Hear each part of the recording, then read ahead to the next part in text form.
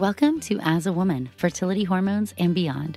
I'm your host, Dr. Natalie Crawford, and I am a board-certified OBGYN and fertility physician, and also co-founder of Fora Fertility in Austin, Texas. Each week on this podcast, I discuss health and fertility and how they relate to your true self. Become a part of the community of collaboration that amplifies others as a woman. I hope you enjoy the episode.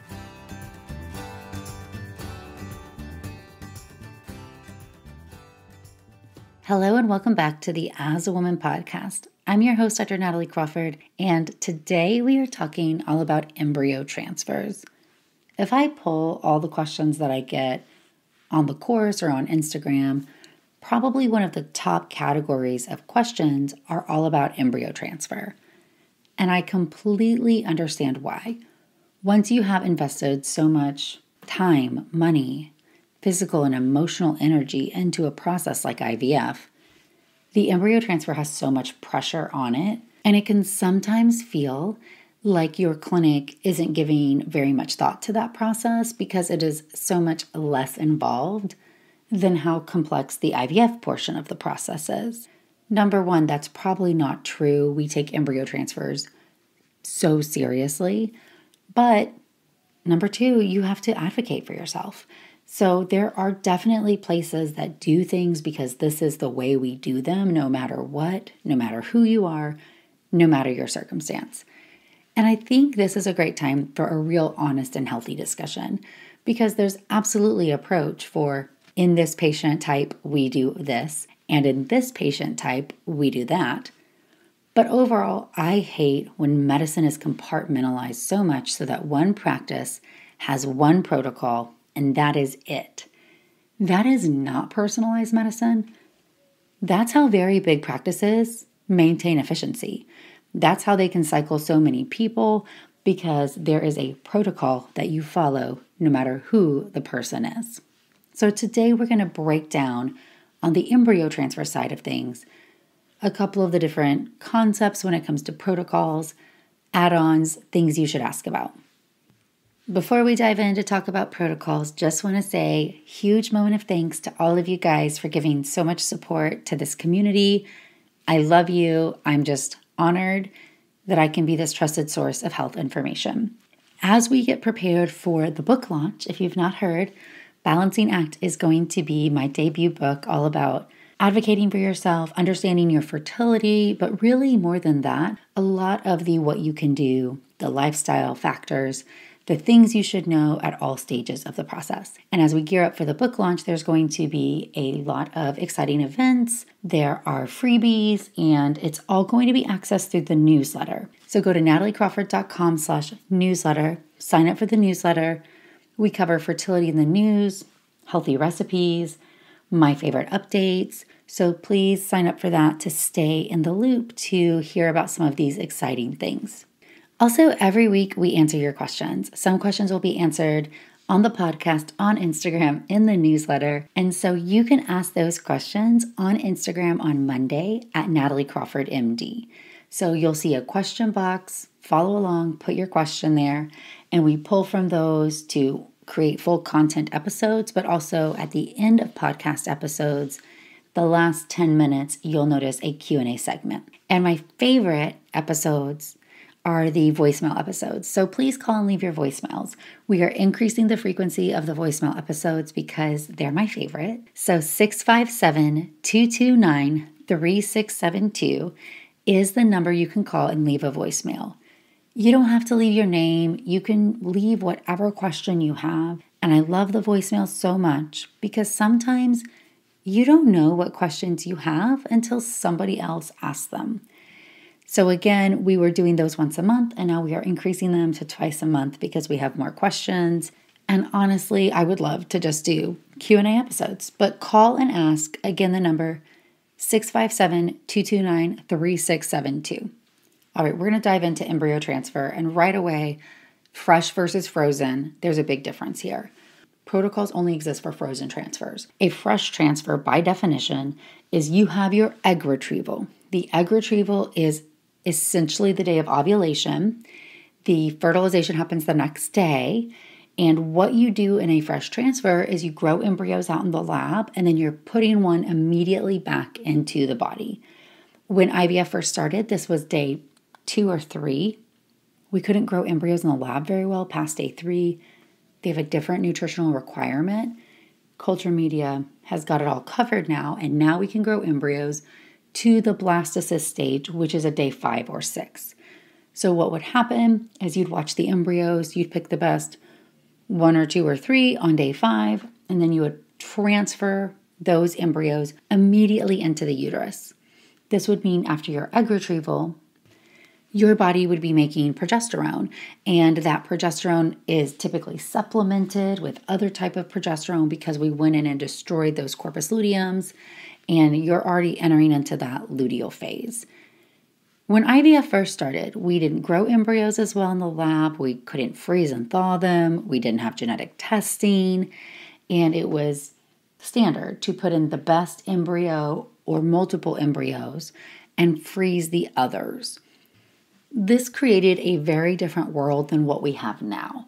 1, much higher rates of multiples, but 2, embryos did not typically implant in such an abnormal hormonal environment, meaning that uterine lining just saw all this estrogen, way more than it ever would see, and possibly early progesterone because there were so many follicles.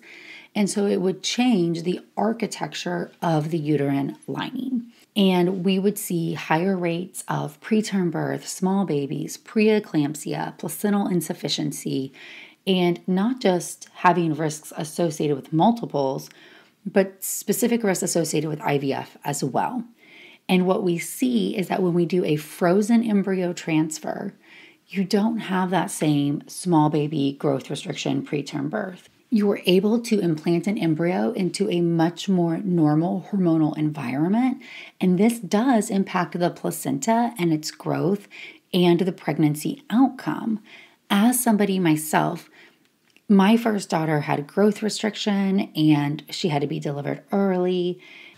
And there's a lot of reasons why those things can happen. Certainly, I was a fellow. I operated the day she was born. I was working like crazy, probably not taking care of myself the absolute best.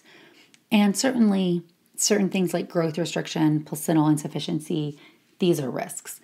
But our goal when you're going through fertility treatment is to give you the easiest path to a healthy baby. Holding in your arms a healthy baby. Less complications, less emergencies, less NICU time. So frozen embryo transfer has really changed the game for us. When we really first started thinking about frozen embryo transfer, a lot of times we would say we were synchronizing the uterine lining with the embryo better. And what we meant was, especially in people who were high responders or low responders, you would start to see that the eggs would make progesterone before you would go get them at the time of the egg retrieval. Now, that doesn't happen naturally. If I'm going to ovulate, my body's not making progesterone until that follicle has ovulated. However, if I am blocking your ovulation, the eggs, the follicles can actually still start to make progesterone, especially if I'm giving you ovulation blockers and gonadotropins.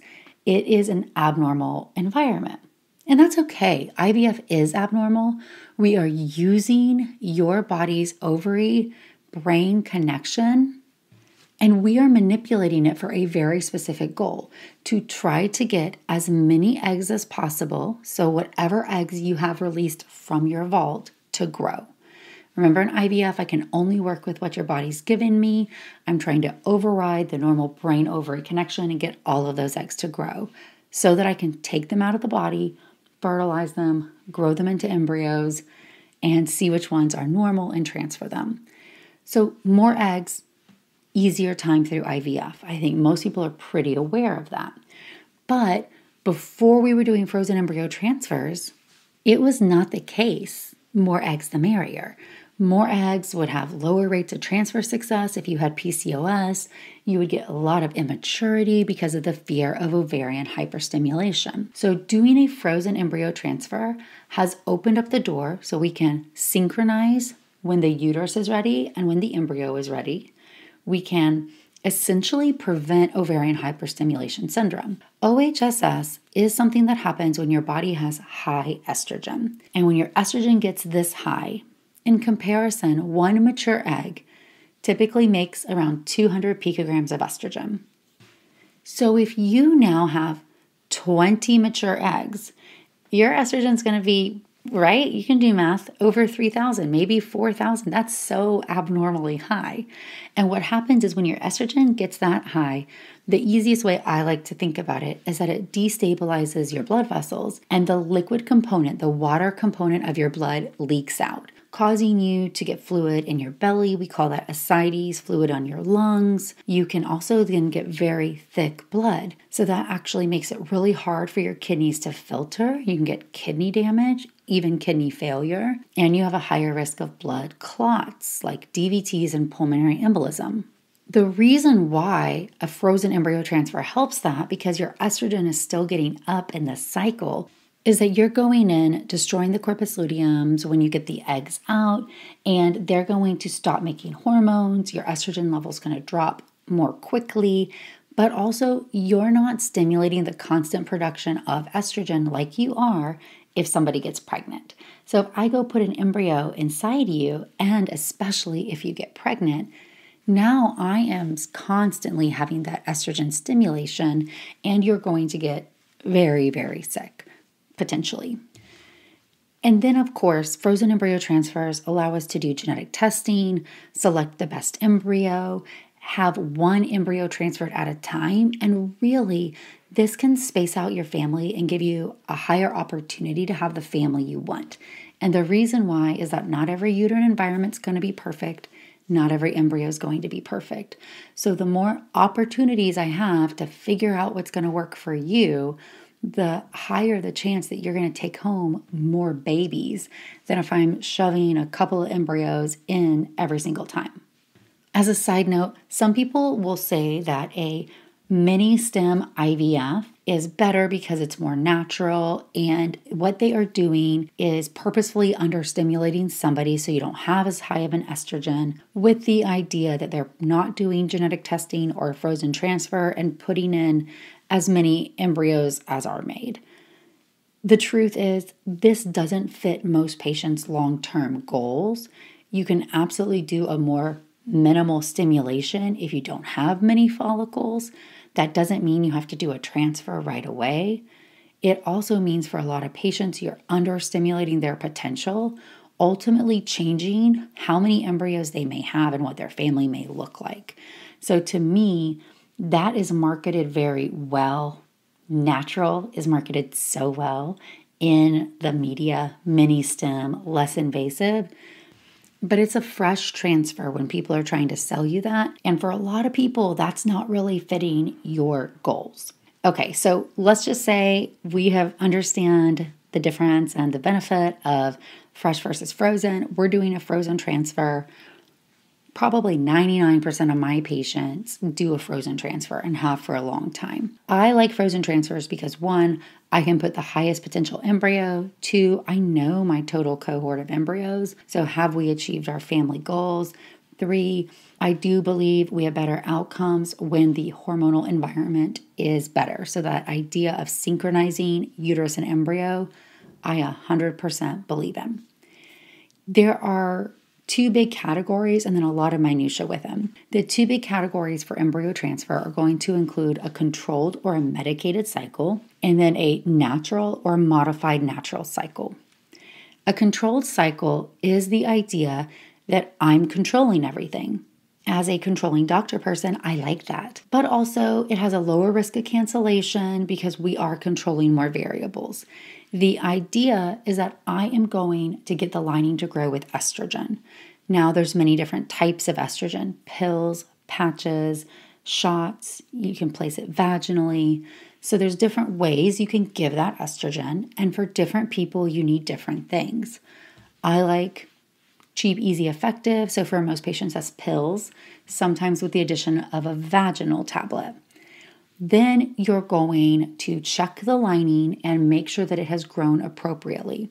So you can start a controlled cycle off of your period. That's not my favorite thing to do, but it can be done. You can start a controlled cycle off of birth control pills.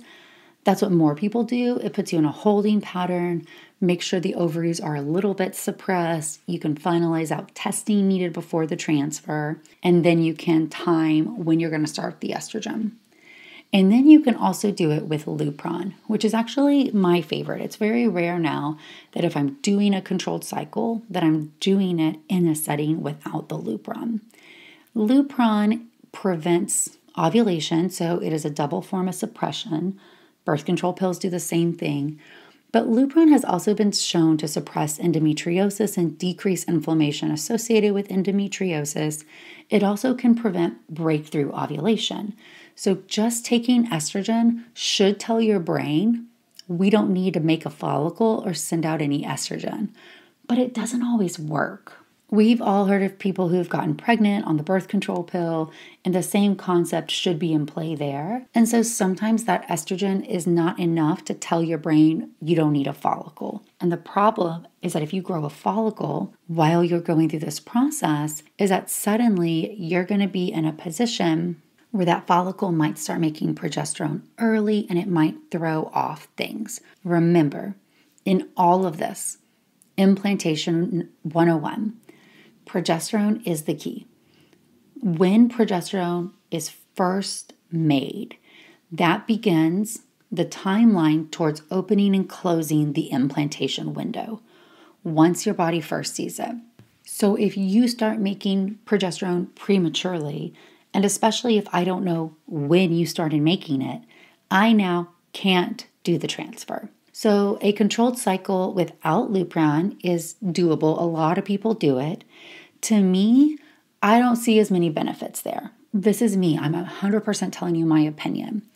I like Lupron controlled cycles because 1, lower risk of cancellation or breakthrough. 2, decreasing inflammation. So especially for my patients who have endometriosis, autoimmune, unexplained, recurrent pregnancy loss, or we don't consistently ovulate, or if we're older and we're at the end of that ovulatory spectrum, I see a ton of benefit to a control with Lupron, and that's going to be my first line approach. There's always exceptions. So one exception is that some people do not grow a lining as robust with synthetic estrogen. It's the same structural compound as the estradiol made by your ovaries, but your body is metabolizing it in a different way if you're intaking it orally or placing it vaginally. And so for some people, your lining might not be as robust as it was in your IVF cycle.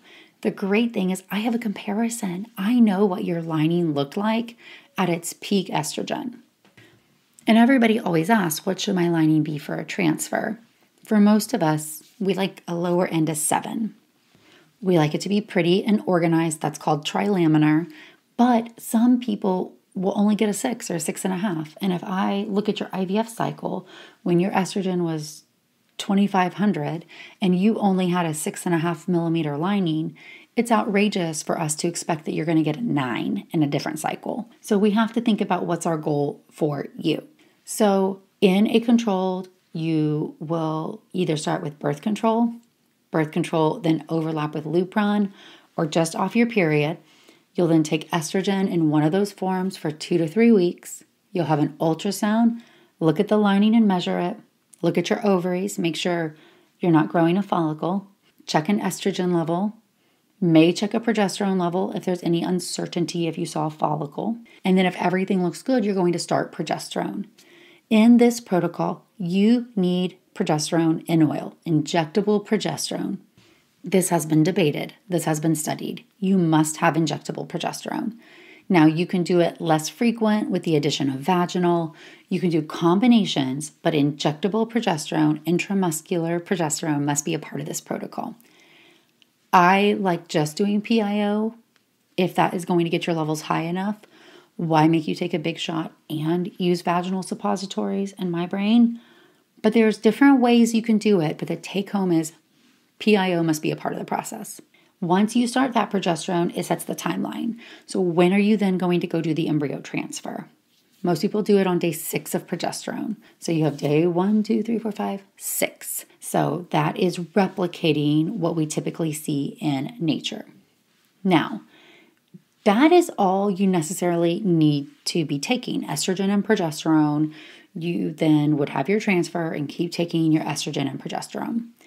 Prenatal vitamin with folic acid, 400 micrograms of folic acid. Other things that you should be taking or consider taking, most of us are going to recommend just a general prenatal, has omega-3 fatty acids and a vitamin D. A lot of the add-ons come in here. So there might be a short burst of antibiotics. There might be steroids. There might be baby aspirin. I tend to like a short burst of steroids and antibiotics as not going to harm, may benefit. There's really no right or wrong here, or it would be very standard. Now, aspirin is something I add in, especially if you've had a pregnancy loss in the past.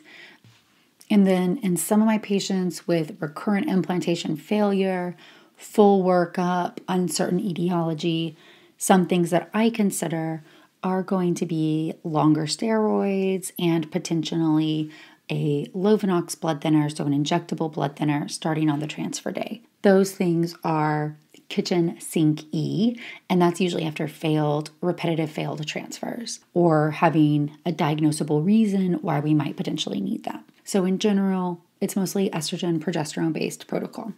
Nice thing, you follow the calendar 95% of the time. You know your transfer day. You can plan your life around it. Has a low risk of being canceled. Bad news bears, progesterone and oil is not fun. On the other end, a natural cycle or a modified natural cycle is the idea that your body grows a lining every month as you grow a follicle.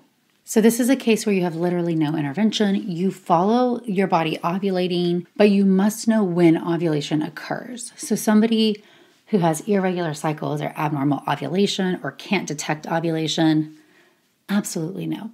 Clinics do different things. So some clinics will say, take an ovulation test and tell me when you get a positive. 100%. Others will bring you in and monitor to try to determine based on labs and ultrasound. Some clinics will trigger. So you won't take any medication to stimulate ovulation, but you'll use a trigger shot. Then you'll also have stimulation of ovulation with either letrozole. So letrozole, remember, tells the brain to send out more FSH, or actually with gonadotropin, so the FSH. Just like the shots you use to grow the eggs in the IVF cycle, but at lower doses, you can use that to grow an egg. All of them are fine, and there's different circumstances where one might be better than another.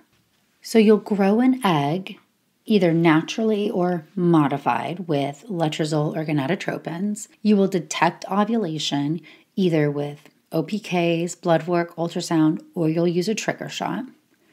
Most of the time, you'll use a progesterone. Not always. You're ovulating, so you don't have to, theoretically. And if you're using progesterone, though, your body is making progesterone. Because you ovulated, you have a corpus luteum, so your body's going to make progesterone. So this is a case where you can do just supplementation. Big difference here. In a controlled cycle, we're replacing all progesterone. And here we're just supplementing, giving you a little bit extra add-on. So vaginal is fine. That doesn't mean there's any harm with injectable. So for some reason you like the injectable, you have it, your friend gave you some, you don't like putting things in your vagina, we can absolutely do the injectable progesterone.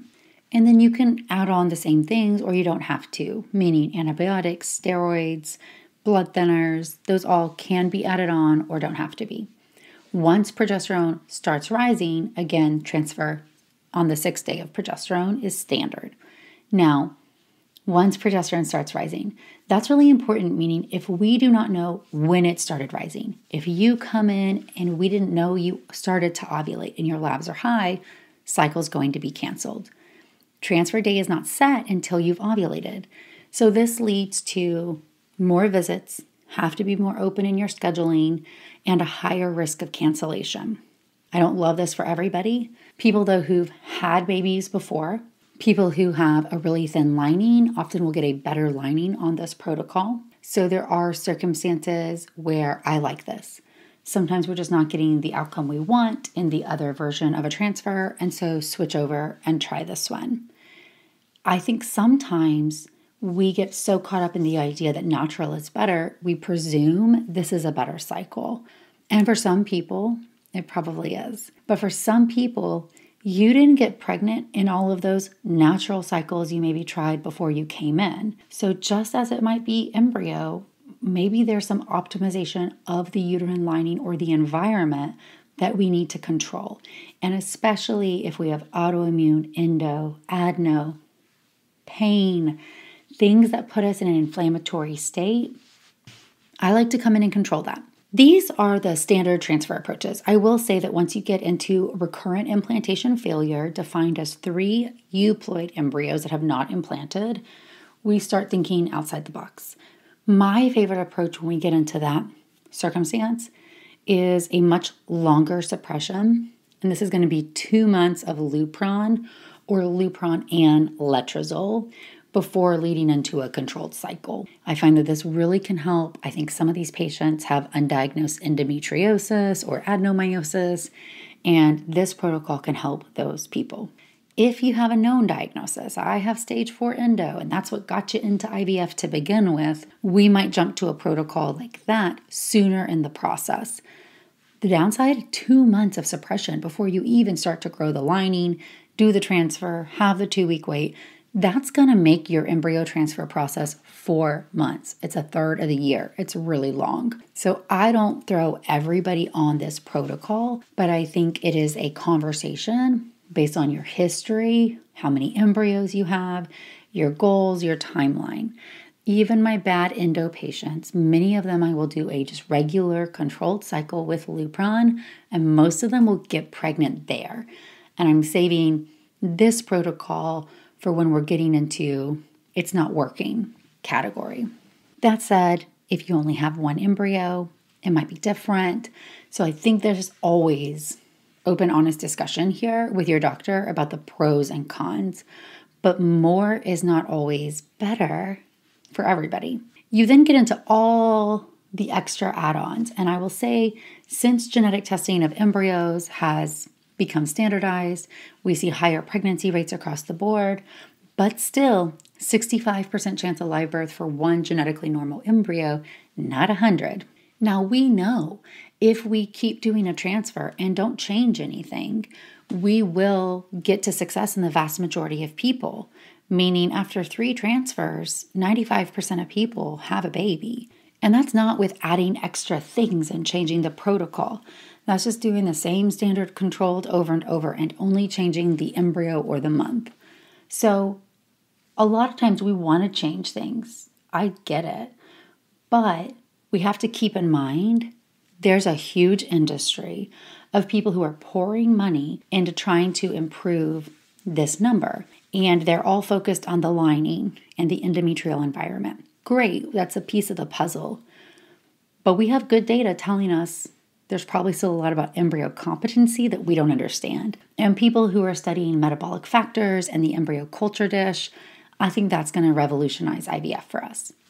But this is where you see the ERA tests start to come in, or an Emma, or an Alice, or a lot of other weird things that people start talking about, like natural killer cells. And it's not that these things are 100% wrong for 100% of people, but they're not right for 95% of people. So I think that keeping that in mind and asking for a lot of add-ons, ERA test data showed us that it actually might cause harm to change the day of progesterone versus benefit if we're doing it in the wrong patient. I have a whole episode on that you can go and listen to. So I'm all for ask me questions. You can say, can we do this? Can we do that? Can we do this? Can we do that? Some things I'll say, no evidence, harm or benefit, I'm okay. Sometimes I'll say, no evidence, I'm not okay. I'm worried about harm. Or sometimes I'll say, I feel strongly yes, I feel strongly no. If you want something, you should never push your doctor into doing it. If they are saying no, they're saying no for a reason. You should get another opinion. We want to be mindful that there is a balance of evaluating the literature that exists and that things can be true and not yet studied. And I think this is where you really have to personalize things for the patient. So overall, the decision to do a controlled or a modified natural is or should be really based on some of your circumstances. Do you have autoimmune disease, endometriosis, adenomyosis, unexplained infertility, recurrent pregnancy loss? Do you ovulate? What's your lining? Have you had a pregnancy before? Have you had a live birth before? Those factors are usually going into our initial decision. Now, if you have none of those, sometimes I'll have an open discussion. Here are the two options. What do we think is best for you? Or sometimes I'll say, here are the two options. This is the one I think is the best for you. So it's important for you to know what all exists and what questions to ask so that you can advocate for yourself the best. And if you're doing the same thing over and over and you're not getting success, definitely that's the time to say, what's our approach here? Should we change something? Potentially send your records off, get another opinion. This is your family, your chance. You want to know that you controlled everything you can. I do have information in the course. I have two courses. There's the Enhance Your Natural Fertility course and an IVF guide. If you are going through transfers, recommend you get them both. Really go through some of the details in these protocols and specific red flags and questions in the IVF portion. But the Enhance Your Natural Fertility answers all of the lifestyle questions that you may want to know about what you can do to help yourself the most. And you can find those on the website at nataliecrawfordmd.com. I'm going to answer a few of your questions that you have asked on Monday on Instagram at nataliecrawfordmd. How does getting sick, like having a cold or a fever, impact fertility treatments? Well, it depends what you're doing, but specifically if you're doing an embryo transfer and you are sick, I would rather keep the embryo frozen and cancel the transfer. We know that illness, especially febrile illness, is an inflammatory state. Your body is taking care of you primarily, and it sucks to cancel, but it's better than feeling like there was this variable that maybe caused you to not have success and waste an embryo. Now, if you get sick after the transfer, it's already happened. There's nothing you can do. At that point, nourish, nourish, nourish. Hydrate, take care of yourself, eat food even if you're not feeling like it, and just try to control what you can. Is it possible to have a successful transfer on a thin lining? It absolutely is. And as I said, some people just don't have a thick lining, and we can compare that to what they got in their IVF cycle. And I always say, who knows what people's linings are out in the wild when pregnancies are just happening? Pregnancies probably happen on thin linings all the time. We do worry more about pathologic thin linings. You've had prior uterine surgeries, you've had Asherman syndrome, fibroids, a septum, you've had prolonged IUDs or pill use that maybe has thinned out the lining. And we do want to feel comfortable that this is your best lining and not just what you're getting this month, that changing the way we're giving you estrogen or the protocol won't improve it. I don't like a thin lining if you did a lot better in your IVF cycle. That one is telling me that I should try something different. But I've had people get pregnant with linings as thin as in the 5s, and it just was what their body could make, and sometimes there's no pathological reason. I like it to be organized and pretty, but you should know your own personal goals, just like when we go through IVF. If your follicle count is 10 and your AMH is 1, you shouldn't go into IVF thinking you're going to get 20 eggs. You're going to be really disappointed. Same thing here with the transfer. If your peak lining is 6.5 in your IVF cycle, you've never had a thick lining, shouldn't go to your monitoring appointment at 1 and 8. That's unlikely to happen. So what are we shooting for you? What is the importance of embryo grading?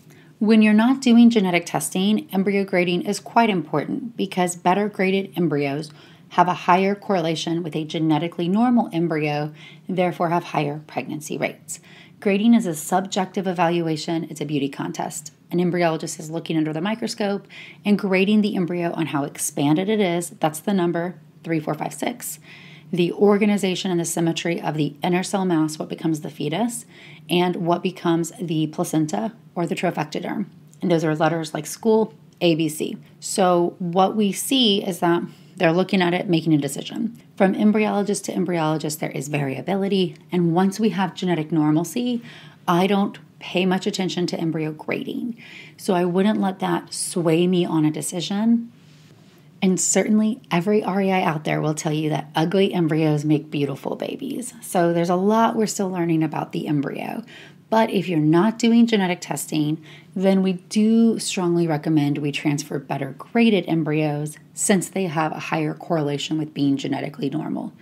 But if all you have is a, quote, poor embryo and it's all you have, we're going to transfer it, and we should. I have patients pregnant right now from that circumstance. Untested embryo, bad quality, beautiful baby. So just remember, we're still learning a lot. IVF is still a really young field, and we're using the data that we do have to try to guide in the best decisions. But in a field that's constantly changing as technology evolves, which is wonderful, things are also going to change. I hope you found this episode interesting. Would love to hear any of the questions that you have, so send them through the voicemail 657-229-3672 or ask on Instagram at nataliecrawfordmd. Also, don't forget to sign up for the newsletter at nataliecrawfordmd.com/newsletter for some of our special upcoming events and activities. Thank you, friends.